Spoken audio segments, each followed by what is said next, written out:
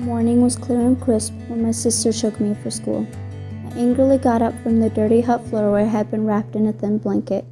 I went and put on the one dress that I owned, grabbed my school supplies, grabbed a piece of injera, and headed out. We entered the gates to the school just as the teacher started ringing the bells. Imagine the way school was during your grandparents' time, and that's about how school was set up. My teacher was evil and never cut his pinky fingernail. They were so long that the nails curled. Anyways, he thought the best way to control his classroom was to give the punishing control to the older male kids in the class. This evil man gave them a thin stick and told them that if anyone tries to misbehave, to smack them. This would not be a problem if you were on friendly terms with those older male children. I wasn't one of those lucky few. The moment that the school day ended, I was one of the first people out of those gates. On this day, when I sprinted out, I looked down the hill and saw a familiar man. I slowed my pace and walked towards him. He turns to me, and as I suspected, it was my father. I quickened my pace, and when I was within reach, he picked me up and hugged me. We waited for my sister. Yazina too looked surprised to see our dad. He greeted her, and her and I stood in confusion waiting for him to tell us what was going on. He told Yazina to take my school supplies home and that he was taking me with him for a while. Little naive me was very excited. I didn't give a second thought when I handed Yazina my school supplies and ambled off hand in hand with my dad. I didn't look back, I didn't hug her, I didn't say goodbye. This was my last encounter with my sister. My dad met up with a friend of his who had a car and we went into the city. My dad's idea of a father-daughter time consisted of him taking me to bars with him, where I sat and most of the time drank tea. I was happy and didn't care what we were doing as long as it was with my father. One day, he took me to a family.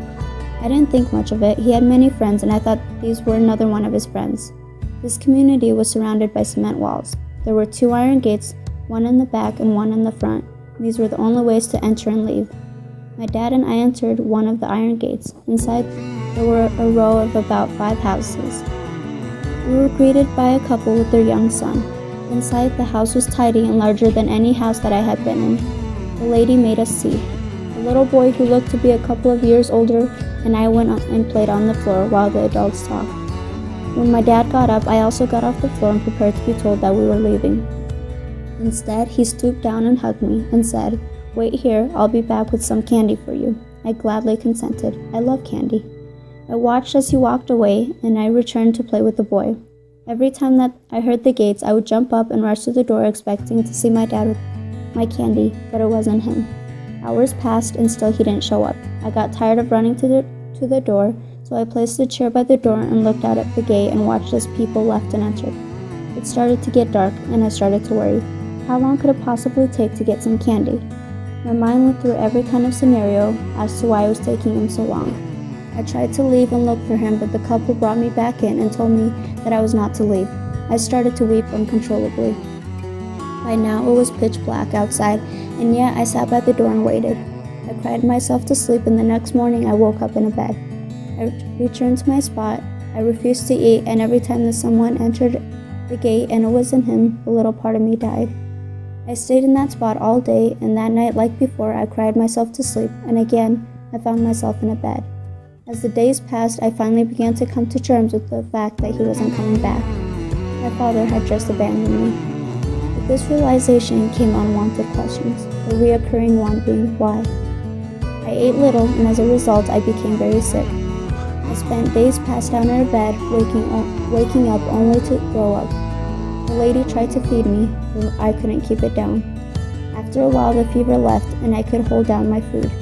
Not too long after, the couple took me and 2 other children that were not their own and dropped us off at an orphanage. The first orphanage resembled a small prison. It was surrounded by a tall cement wall. I stayed at this orphanage for a couple of months, and this was the place where I first met my future little sister. Along with 2 other kids, I could continue school at this place. We had a teacher come into the orphanage to teach us. After the few months were up, the 3 of us took a test. This test determined whether we could leave the orphanage and go to a real school and live our life. A few days later, the people who tested us and our teacher told us that the boy and I had passed and that we were moving on. We just had to wait for the paperwork. As you can see by the fact that I'm sitting here with you, things didn't go according to plan. I was sent to another orphanage and later adopted. The From there, I became a new person. Adah, my previous name, became Adah, and I started a brand new journey.